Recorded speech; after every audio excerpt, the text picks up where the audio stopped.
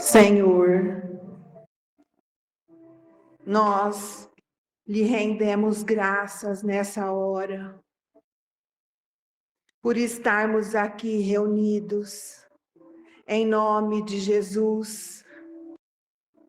Esse Espírito, nosso mestre e guia, que nos foi enviado para nos mostrar o caminho, para nos mostrar as leis divinas através do seu Evangelho. Senhor, nós agradecemos por ter nos enviado a doutrina espírita, através de Kardec e os seus mensageiros espíritos de verdade. Nós rogamos, Senhor, que desta vez sejamos espíritos verdadeiramente neste caminho do bem, que sejamos dignos de tudo quanto nós temos recebido. Ampara-nos, Senhor, no propósito de sermos melhores e de amar ao próximo como a nós mesmos. Ampara-nos, Senhor, nos nossos pensamentos, atos e palavras, para que não fiquemos somente em palavras, mas que façamos aquilo que temos aprendido. Guarda-nos nesta noite e sempre, e que assim seja.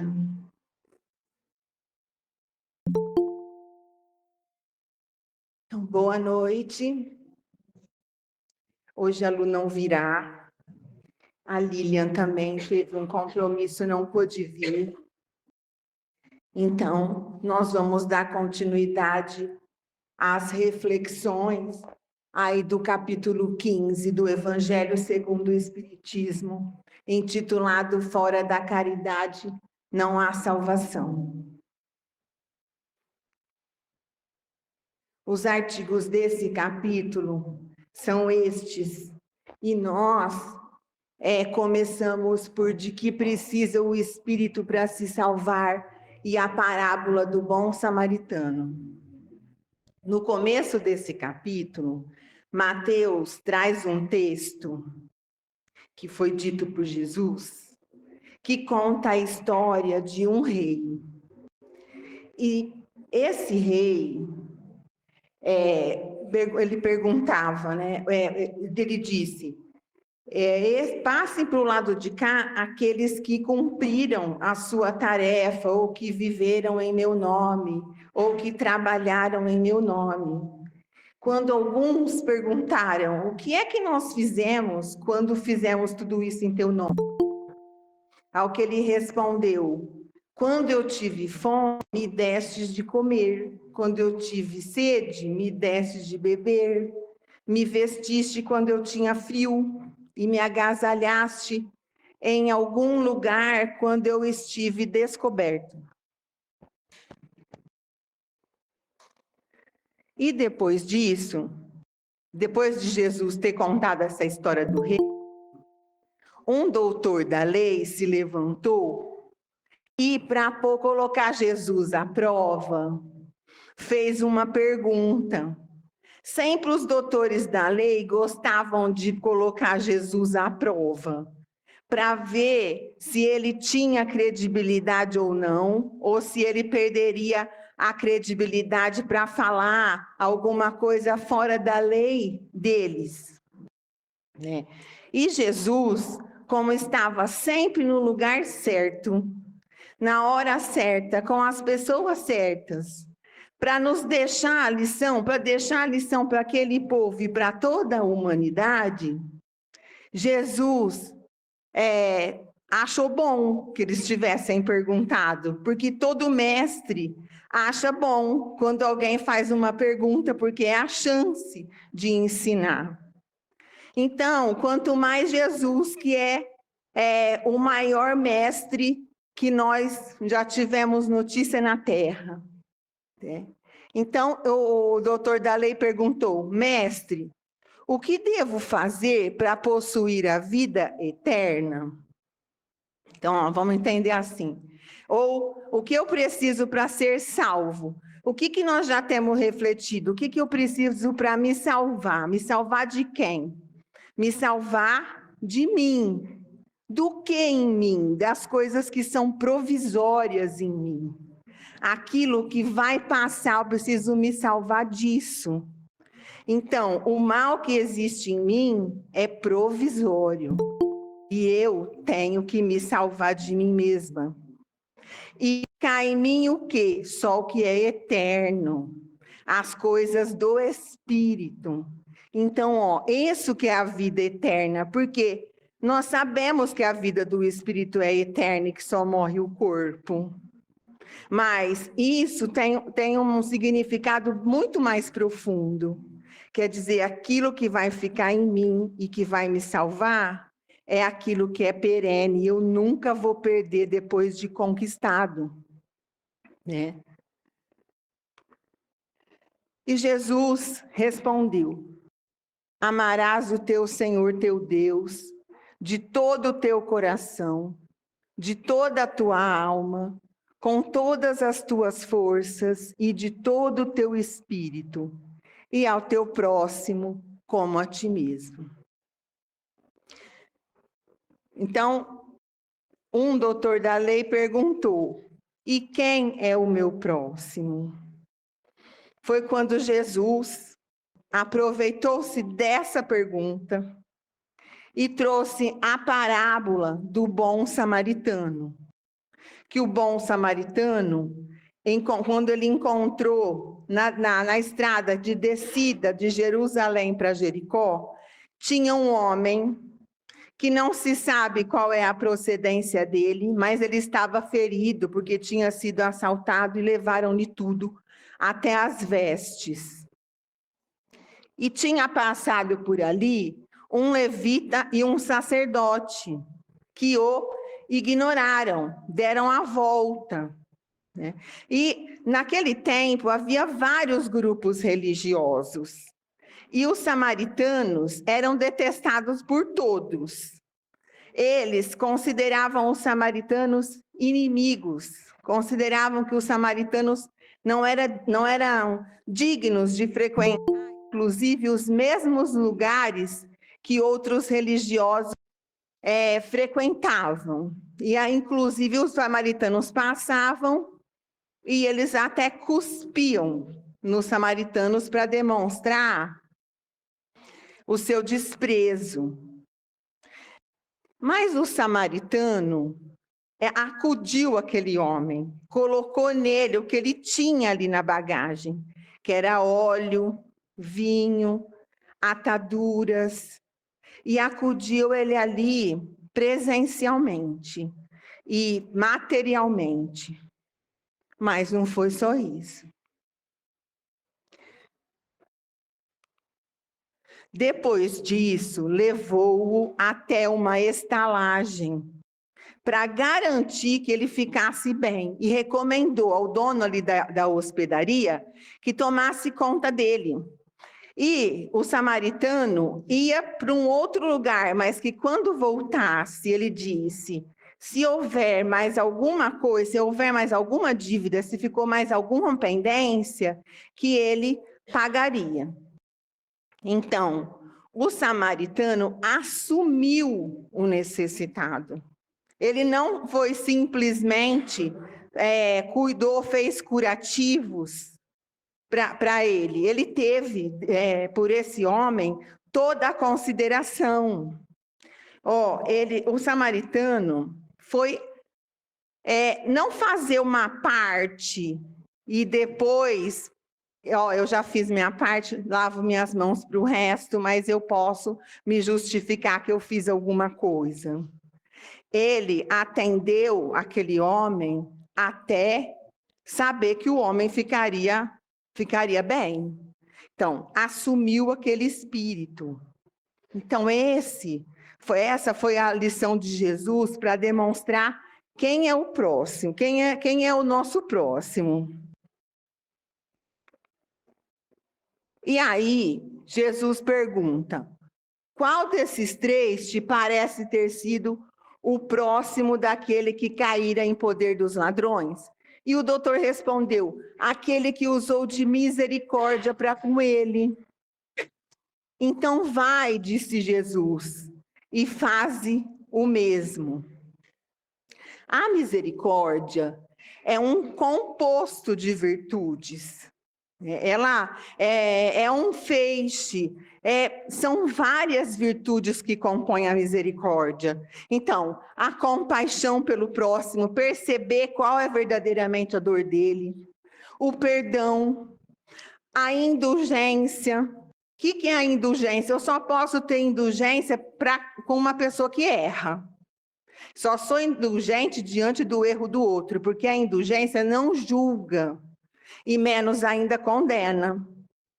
A piedade, a doçura, que é a doçura para Deus, não é usar palavras bonitas e falar baixo, não é dessa doçura que está falando, é a doçura para as determinações de Deus na nossa vida.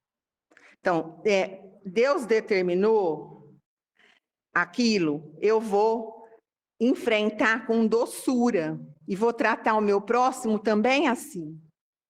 E benevolência, que é a questão ali material que ele fez, que ele atendeu. E a benevolência também é ouvir o outro, é uma virtude dessas, conforme nós já temos visto. Mas agora, vamos fazer uma reflexão sobre a misericórdia do samaritano. A misericórdia, assim como a caridade, então, é um conjunto de coisas.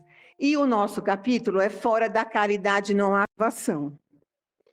Caridade é o que nós chamamos de BIP, benevolência, indulgência e perdão.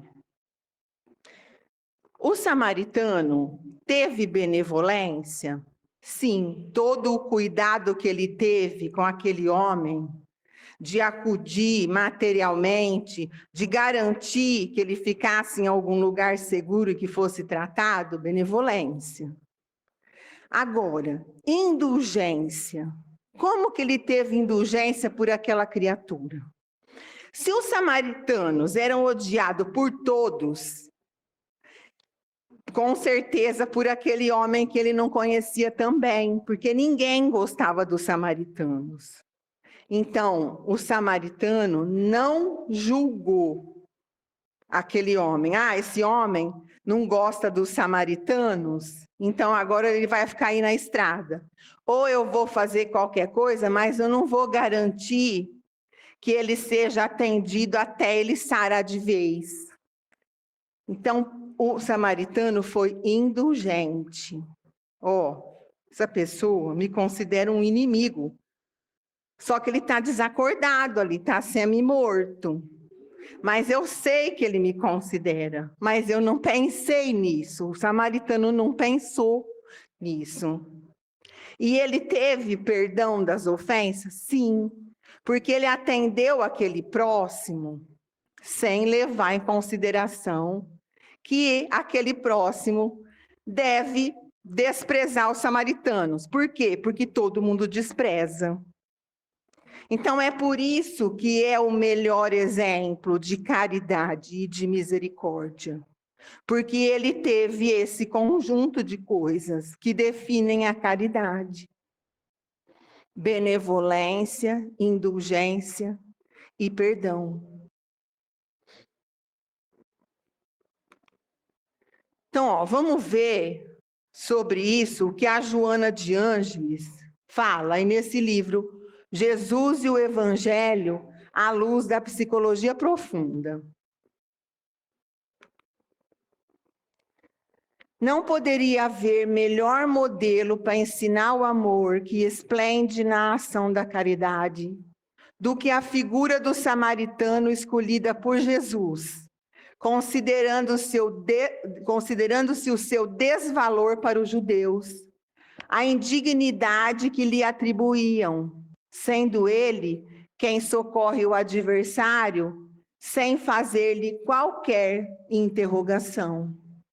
Então, nós poderíamos entender que se ele fez ali o bem somente material e atendeu, o homem ficou bom, poderíamos entender que ele fez a caridade. Mas, se ele não tivesse socorreu, sem fazer qualquer interrogação, o que esse homem pensa de mim? Né?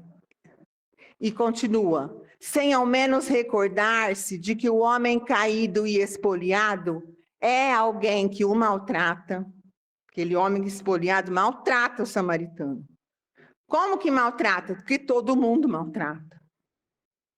E que o maltrata e desconsidera.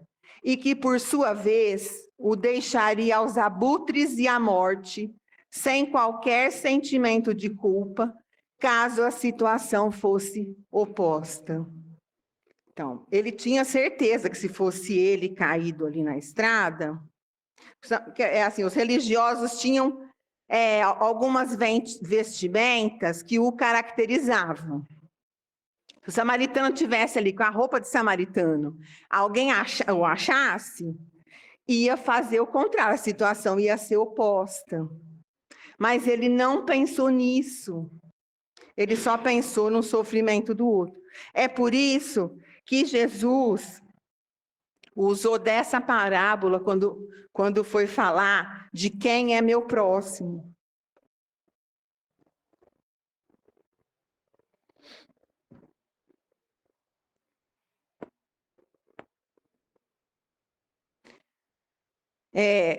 O Emmanuel também tem um texto que a gente não vai trazer aqui hoje, porque não vai dar tempo, mas que ele chama Misericórdia Sempre. E ele analisa essa postura do samaritano, mas com uma expansão de entendimento.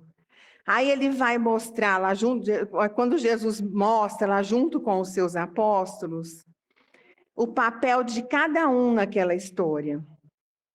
Porque ele vai falar que o samaritano teve compaixão pelo homem caído, mas que o samaritano teve muito mais compaixão pelo levita e pelo sacerdote que passaram e ignoraram aquele irmão.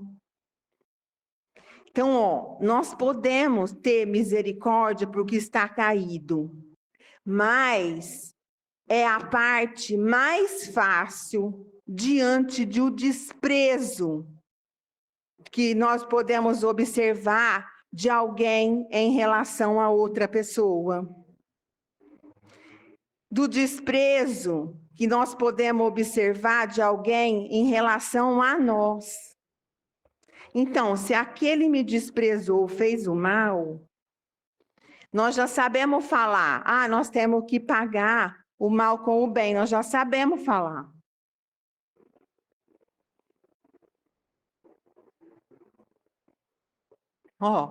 Mas se o outro me oferece um mal,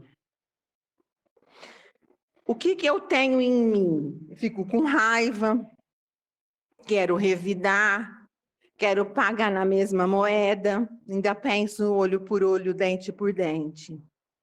Mas o que eu estou oferecendo de mim para aquele que me fez o mal? O que eu tenho. Se eu fiquei com raiva, eu estou devolvendo exatamente o que eu tenho. Agora, o que será realmente amar o próximo? Eu vou devolver o bem, mas com coisas materiais? Não. Porque o bem, quando eu faço alguma coisa contrária àquele mal, para fazer um contraste, eu estou mostrando para o outro alguma coisa que ele não tem, que ele não conhece. E ele vai experimentar o bem. E isso é uma força arrastadora. Porque fazer o mal na mesma medida, ou até mais, né? Fazer o mal além daquilo até que o outro me fez, que isso chama vingança. Então, isso me compõe. Mas oferecer ao outro uma coisa melhor que ele vai experimentar, essa vibração perpassa o espírito do outro. Vamos pensar em nós mesmos. Quando nós recebemos verdadeiramente um bem e aquilo, mudou a configuração do nosso pensamento. Não aquele bem que é piegas, e nem nada, nós não estamos falando de hipocrisia, mas quando realmente nós recebemos o bem, como aquilo contrasta com o que eu fiz, aí eu vou verdadeiramente repensar no mal que eu fiz.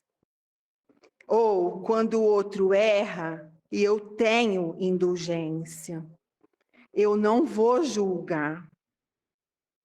Por quê? Primeiro porque eu também erro. Mas mesmo que eu não errasse, porque o espírito que tem indulgência, ele não vai pensar nisso, ele só não vai julgar porque ele sabe que não é assim e vai perdoar. Então essa é a verdadeira caridade. Então que nós saibamos definitivamente que é bom atender ao outro materialmente, curar as feridas dele, enfim. Aquilo que nós já entendemos ser a nossa obrigação. Não é nada, não é um passo a mais, é nossa obrigação. Porque existem lugares no planeta em que as pessoas não têm necessidades materiais. São poucos os lugares, mas não tem. Que vivem uma vida mais abastada. Então, ali não tem ensejo para fazer caridade, porque ali ninguém passa necessidade material. Se caridade fosse apenas material, naquele lugar não haveriam pessoas caridosas. Então, lembrando que o não julgar é a indulgência diante do erro do outro e o perdão das ofensas, porque eu vou devolver com uma vibração do bem e aquilo vai atender o meu irmão. Então, eu estou assumindo aquele espírito, né?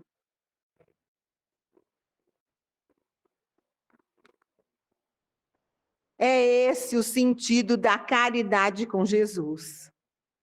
Não se trata de doação que humilha, do oferecimento das coisas e pertences inúteis, dos excessos que entulham móveis e mofam nos armários. Então, isso fica muito claro para nós, né? Que mesmo que o pertence for, se for inútil, ou mesmo que for um pertence útil, isso a gente não pode parar por aí, né? E não é esse o verdadeiro sentido da caridade com Jesus.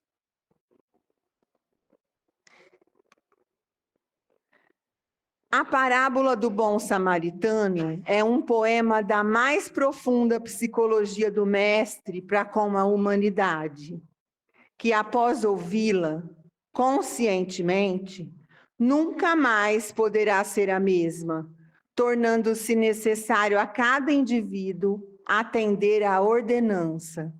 Então vai e faze o mesmo. Ela fala, Joana, da profunda psicologia do mestre. O mestre foi o melhor psicólogo.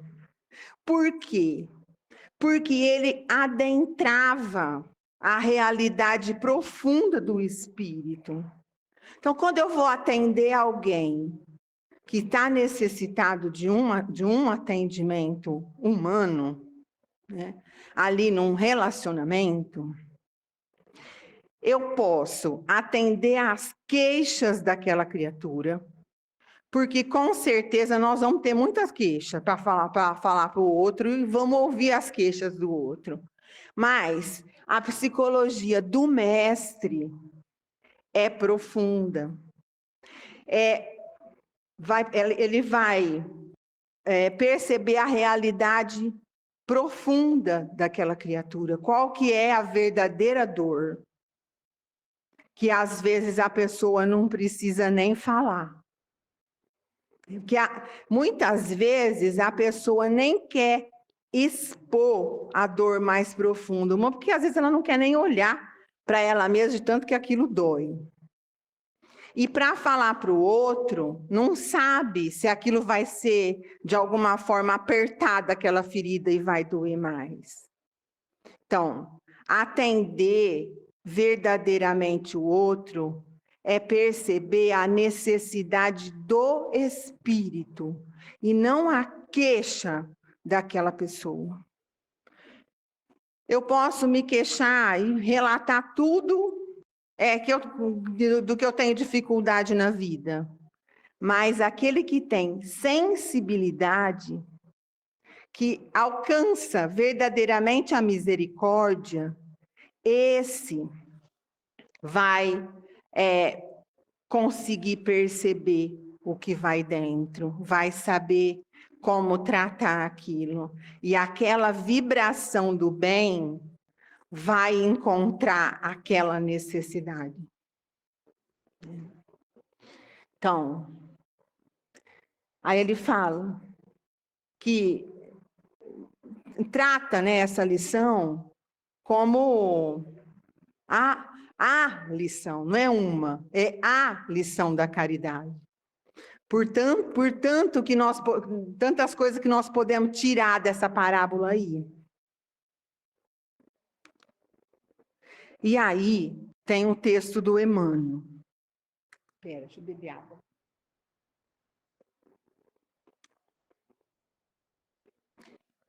O Emmanuel aí, nesse livro Instrumentos do Tempo, tem um capítulo que chama Bem-aventurados os misericordiosos.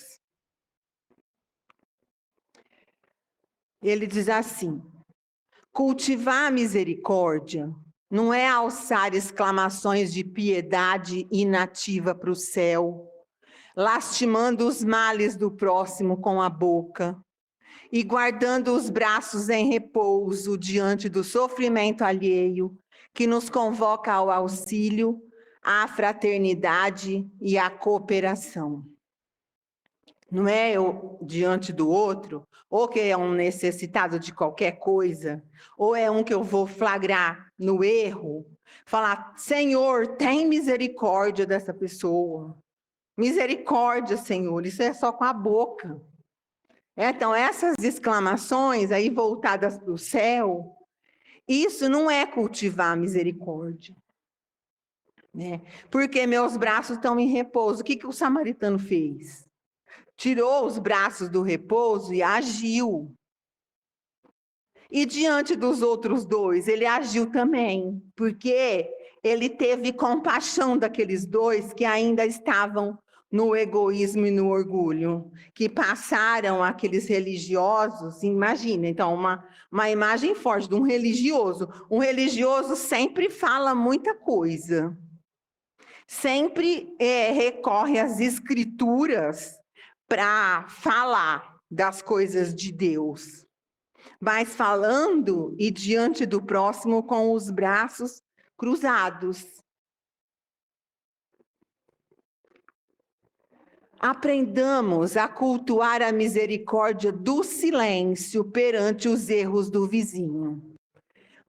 Mas o Emmanuel não falou que a misericórdia é ativa?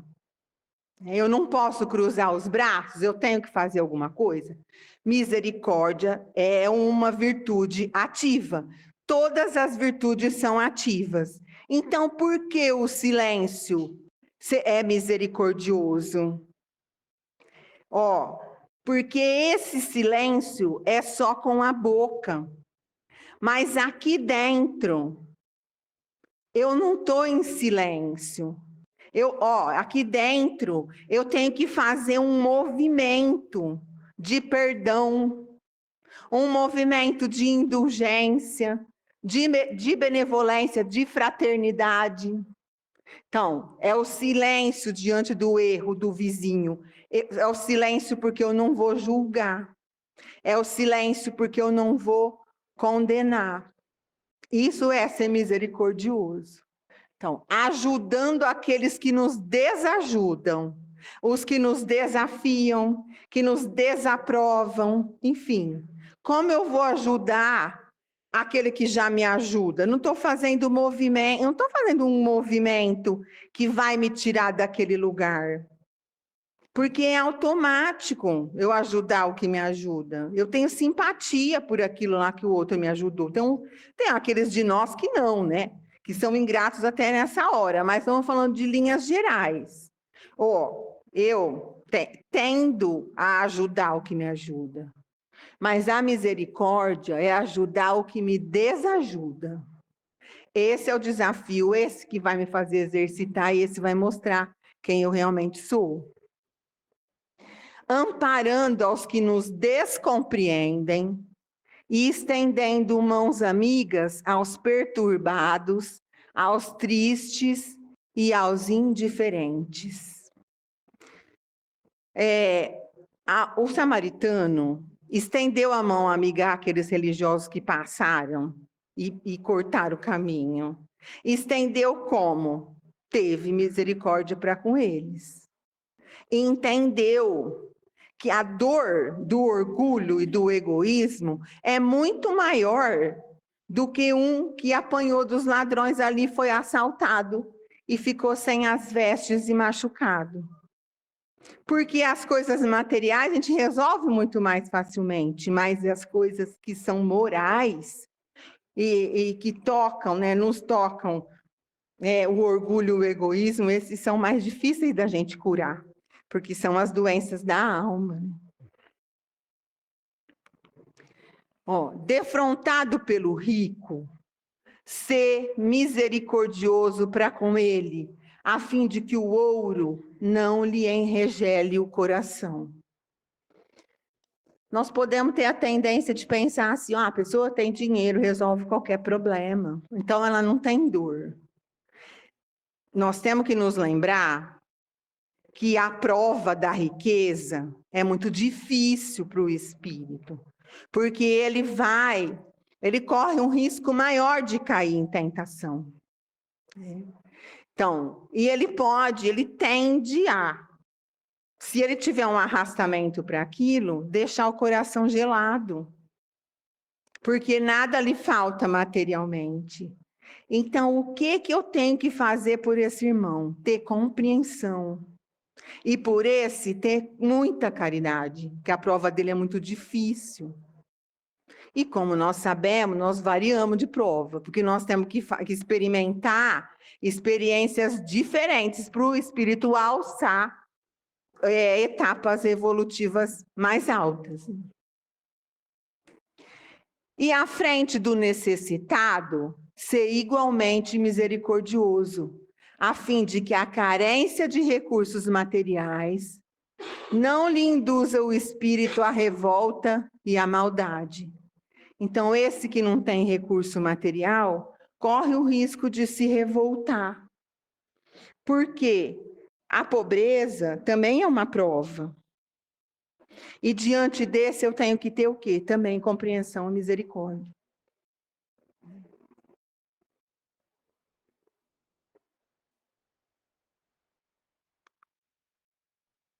Então, Kardec, não basta não fazer o mal. O homem responderá pelo mal resultante de não haver praticado o bem. Ele poderia ter passado lá na frente do necessitado, que foi assaltado, o samaritano, e não feito... mas eu não fiz nada, não fui eu que machuquei aquele homem. Agora, se ele se omitiu, se a oportunidade é minha, porque está na minha frente, se o outro passou e perdeu a oportunidade, eu não sei, mas a oportunidade se mostrou para mim e eu não vou perder. Porque se eu não praticar o bem, eu já fiz o mal. E isso tem que fazer muito sentido para nós.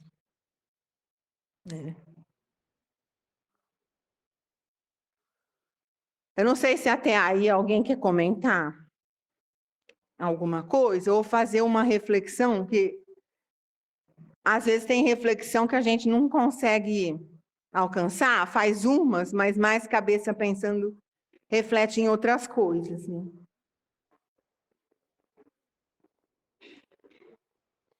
Senão nós vamos passar para o item 3.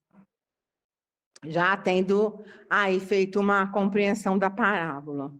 Então, vamos agora adiante, no Evangelho. Toda a moral de Jesus se resume na caridade e na humildade. Isto é, nas duas virtudes contrárias ao egoísmo e ao orgulho. Essa moral de Jesus, a caridade, é a palavra-chave da doutrina espírita.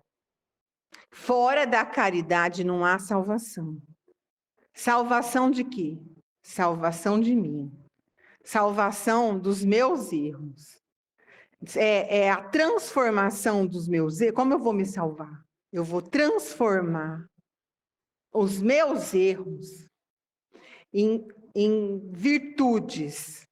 Mas não só transformar aquilo que eu trago de mal em um bem, eu também vou conquistar outras coisas. Então, para que eu venho? Para sanar os meus débitos, eu reencarnei para sanar os meus débitos e refazer um caminho que eu fiz e foi fora da lei, mas conquistar outras coisas, porque eu tenho que avançar. Então, além da reforma, eu tenho que construir mais coisas. E o espírito humilde, ele é caridoso, porque ele conhece o seu lugar. Ele não é menos e nem mais, porque o orgulhoso, quer dizer, o contrário do humilde, ele se coloca numa posição de ilusão. Então, eu não sou aquilo, mas eu penso que eu sou. E só de me entender como aquilo, eu não faço nada para melhorar, porque eu já sou bom. Sem o outro, eu não vou conseguir perceber que eu não sou bom.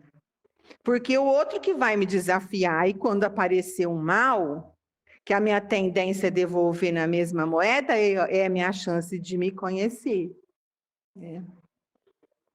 Então, e o humilde, ele também não é aquele que se considera menos. Porque o samaritano, se ele se considerasse menos, eu não posso fazer nada por essa criatura. Não, tudo que eu puder fazer, que eu já tenho condições, o humilde, ele sabe a condição que ele tem para fazer pelo outro. E faz.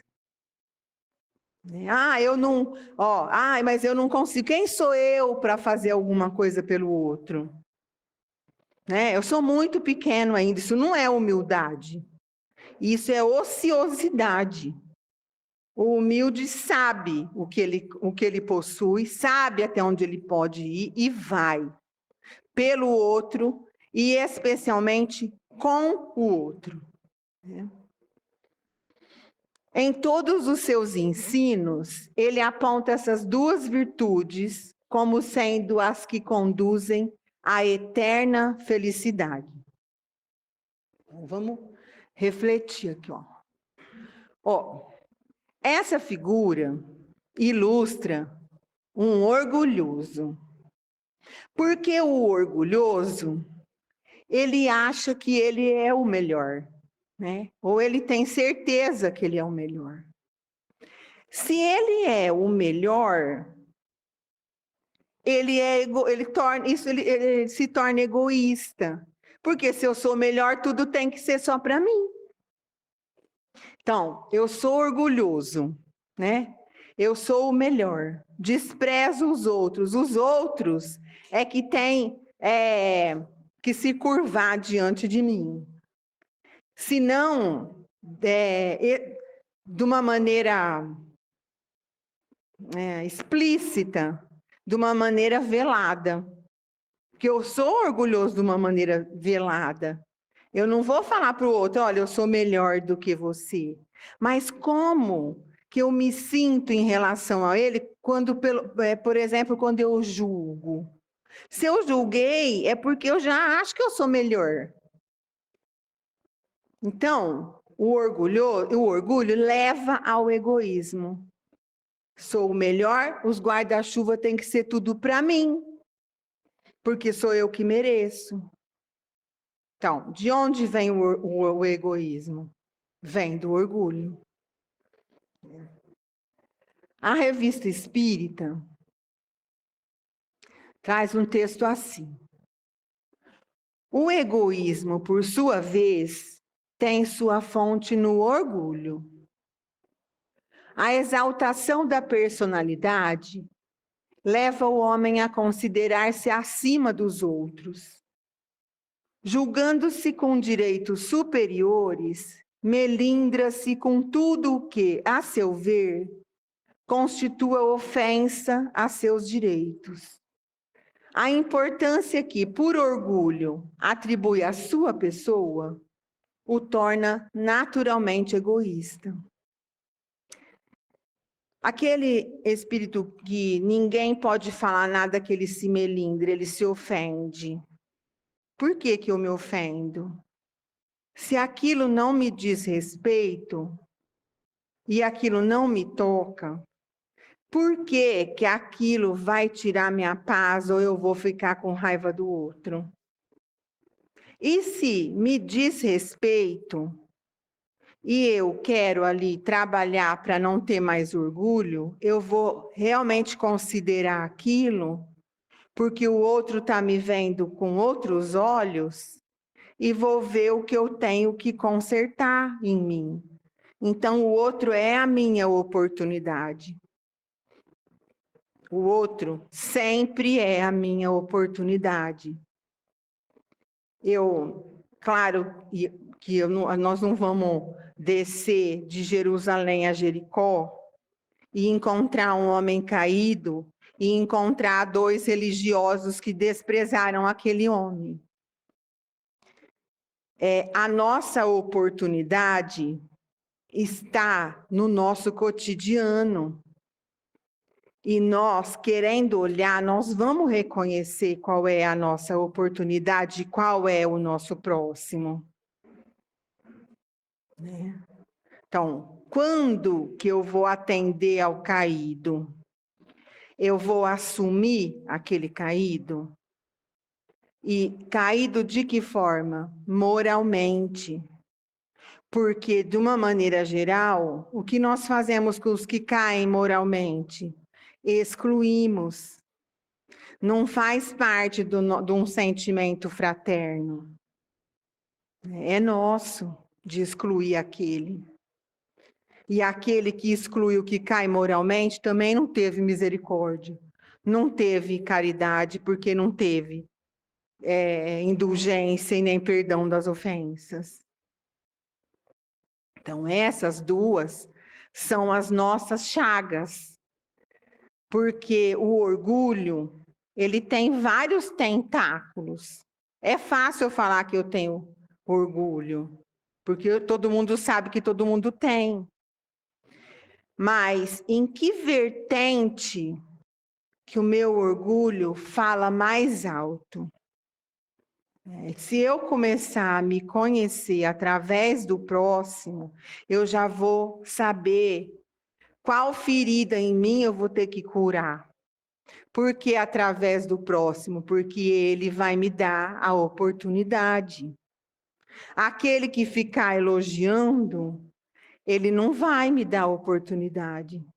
Pelo contrário, se eu sou orgulhoso, eu posso cair na tentação daquele arrastamento, do elogio. Então, e da mesma forma o egoísmo. Porque o egoísmo não é só eu não dividir os meus pertences com o outro. Quando eu fico em mim mesma, e só fico, eu atendo o outro, sou educada, mas estou aqui no externo, e não perpasso o outro, como nós vimos que Jesus, como psicólogo, faz, que é encontrar lá a realidade do outro, eu me recolho porque eu não quero ver, porque eu vou julgar alguma coisa, isso demonstra o egoísmo que há em mim.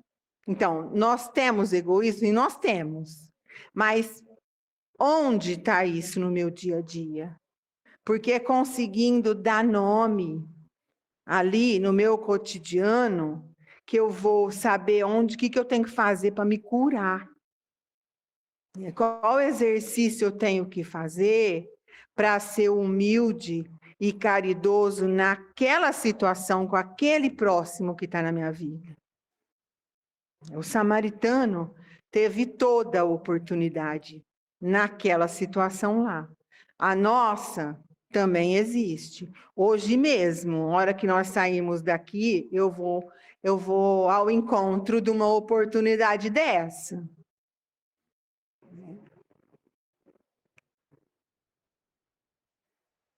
Então, aí o evangelho continua. Bem-aventurados, disse, os pobres de espírito, isto é, os humildes, porque deles é o reino dos céus. Bem-aventurados os que têm puro o coração. Bem-aventurados os que são brandos e pacíficos. Bem-aventurados os que são misericordiosos. Amai o vosso próximo como a vós mesmos, fazei aos outros o que quereriam vos fizessem. Nós não vamos dar sequência aí no Evangelho, porque já foi bastante coisa para nós refletirmos hoje.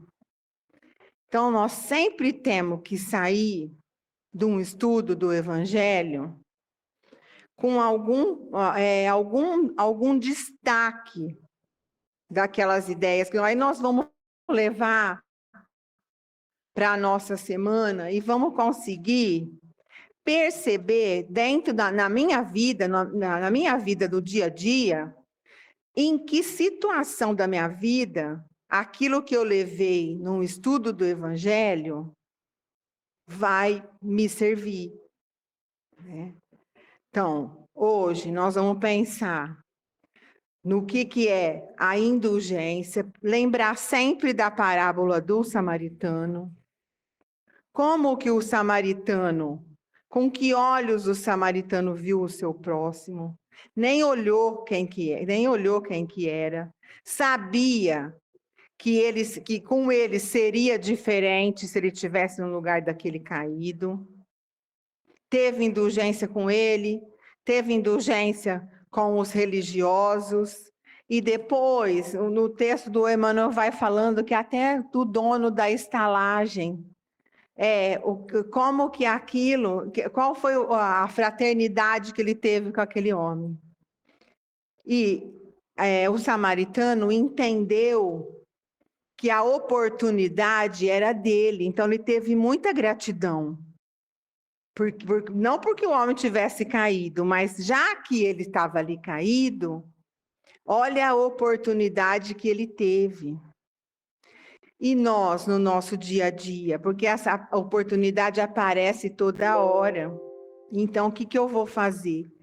Passar ao lado daquilo? Não vou entender que aquela ali é a minha oportunidade, ou vou entender, mas não vou querer olhar. Como que eu vou atender ao meu próximo? A queixa dele? Não. Aquilo procurar dentro do meu sentimento a realidade profunda daquela criatura, porque sempre tem uma dor. Quando uma pessoa está raivosa, nervosa, é porque ela tem uma dor. Porque ninguém que está sem dor na alma está com raiva. Vamos lembrar do velho exemplo do pé da cama.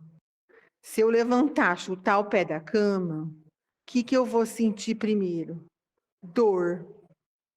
Depois eu vou ficar com raiva. E depois eu vou chorar ou vou xingar. Na alma, da mesma forma. quando eu estou incomodada, revoltada, com raiva, eu tenho que procurar que dor é essa. E no meu próximo? Meu próximo está com raiva, essa pessoa está sempre de mau humor, sempre responde mal, está sempre raivosa. Qual é a dor daquela criatura? Não aquela que ela vai se queixar, mas eu já vou perceber. Uai, mas como que eu vou perceber? O espírito tem que se sensibilizar, porque nós vamos viver uma nova era. E é isso que vai acontecer com o espírito. Ele vai trabalhar com a sensibilidade mais apurada, sem o outro precisar se queixar.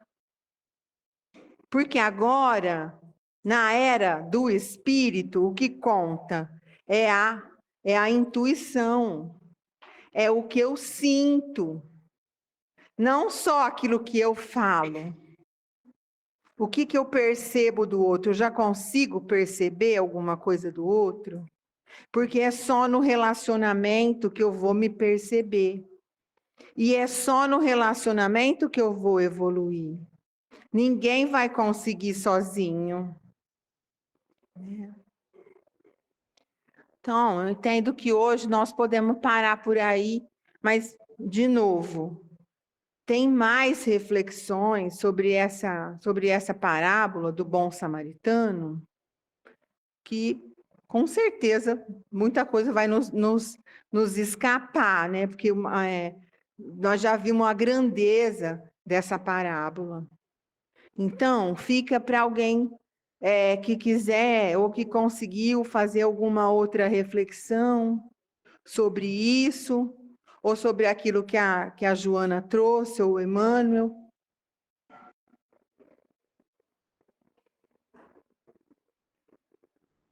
Ninguém falar nada dá uma má impressão.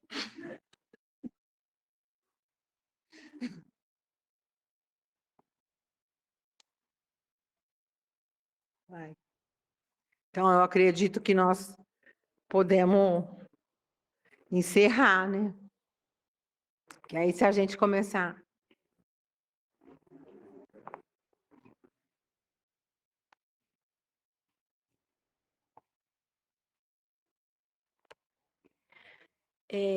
Para mim é muito difícil escutar essa parábola do bom samaritano, porque eu me coloco agora no lugar do levita, porque aconteceu um caso comigo, de eu estar saindo do trabalho, já era uma tarde de sábado, e eu vi um homem caído no chão, em frente a um posto de saúde, só que esse posto estava fechado. E eu parei, eu olhei, e eu falei, nossa, coitado, ele está alcoolizado. E ali eu fiquei por uns 2 minutos, mas eu não tive a compaixão de poder ajudar. E fui embora. Só que no outro dia de manhã, eu fiquei sabendo que esse homem morreu. Ele foi encontrado ali, ele ficou a noite toda, e aquela noite fez muito frio. E ele foi levado para o hospital, mas ele não resistiu. E para mim é muito difícil ter tido essa oportunidade de poder ajudar e não ter feito nada. Então, o que eu levo para mim é que hoje eu peço a Deus que sempre quando alguém estiver em aflição, que eu possa ter olhos de ver e poder fazer algo. Porque é bem difícil você ter essa oportunidade na mão e agora, com uma consciência melhor, olhar e falar, eu não fiz nada. Isso é muito difícil. Que bom você ter falado por todos nós, porque isso realmente é nosso. Agora, Se você viveu essa experiência e você se arrependeu, você está no caminho da aprendizagem. Porque, de alguma forma, ele te mostrou. E você teve, como você disse, olhos de ver. O apóstolo Paulo, antes dele ser Paulo, ele era Saulo. E ele viveu experiências terríveis, porque ele sacrificava os cristãos, ele seguia a lei, o que estava escrito nas Escrituras, e perseguia aqueles que tinham ideias diferentes. Mas ele foi, depois que o Cristo tocou-lhe o coração, o apóstolo, que não foi daqueles 12, mas foi aquele que levou o evangelho para os lugares onde o evangelho não tinha ainda chegado. E essa experiência só engrandeceu o apóstolo. E pensa também no Pedro. O Pedro, quando negou Jesus 3 vezes, ele não desistiu, porque o Judas teve aquele equívoco, achou que fosse salvar Jesus, e aconteceu tudo aquilo, mas ele não suportou. O Pedro fez da vida dele o melhor que um apóstolo e que um cristão poderia fazer. Depois daquela experiência difícil que o Pedro teve, de falhar, ele, conta a literatura, que quando Pedro passava, até a sombra do Pedro curava. Até a sombra. Ele foi ser cristão depois que o Cristo foi crucificado, porque antes ele só sabia, mas ainda ele não tinha vivenciado. Então, isso é nosso. Eu passei por essa experiência e doeu, então eu aprendi. Então, eu tenho que carregar comigo aquilo que ficou para mim de bom. Eu não posso voltar atrás, como diz o Chico, e consertar aquilo que já passou, mas eu posso fazer um recomeço, porque eu vou dar um novo fim. Então, nós temos que reconhecer isso. Porque nos arrepender é muito importante. Imagina quando nós desencarnamos diante daquilo que nós nos propusemos antes de reencarnar, e nós deixamos de fazer por omissão, ou nós fizemos, mas fizemos errado. Nós vamos nos defrontar com o arrependimento. Mas o arrependimento é importante diante do meu erro, porque se eu errei naquele tempo, é o que eu tinha condição de oferecer, hoje você tem mais para oferecer. Aquele dia eu não me importei, porque eu tinha aquilo para oferecer. Eu não tinha mais, mas hoje eu tenho. E com certeza não vai faltar oportunidade. E disso que eu já tenho, eu sei que eu vou doar. Porque assim como Pedro também falou,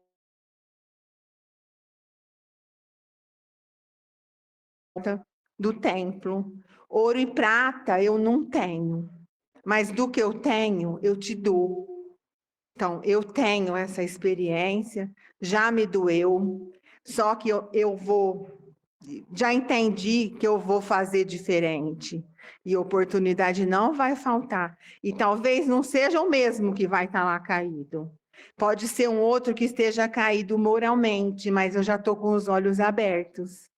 Ele não está passando frio, mas ele é uma pessoa que está fazendo o mal, porque ele é ignorante e porque é aquilo que ele tem para dar. Ele ainda não viu aquilo que eu vi. A minha oportunidade é de ter misericórdia para com ele. Eu não sei se eu conseguir alcançar isso, mas, de novo, isso é nosso. Mas não significa que vai ser sempre assim. E alguns já despertaram, às vezes, pela dor de uma experiência. E muitos de nós ainda não. Mas nós vamos, daquilo que está errado, e nós persistimos no erro, nós vamos passar pelo arrependimento, para depois fazer o certo. Mas eu tenho certeza que você vibra e ora por aquele espírito que de alguma forma se foi naquela noite. E um pensamento assim, ó, para esse irmão: ninguém está desamparado. Ninguém, né? A espiritualidade ampara a todos. Aquilo que faz diferença é quando nós percebemos ou não. E aquele que está mais errado, não sei se o homem está errado, não é essa a questão, mas para aquele que está mais errado, tem mais amparo, porque precisa mais. Aquele da queda moral. Mas foi muito enriquecedor isso que você falou, porque você exemplificou aquilo que acontece conosco, mais do que qualquer outra lição. Né? Muito obrigada. Não sei se alguém gostaria de fazer mais alguma observação. Ou nós podemos encerrar, né?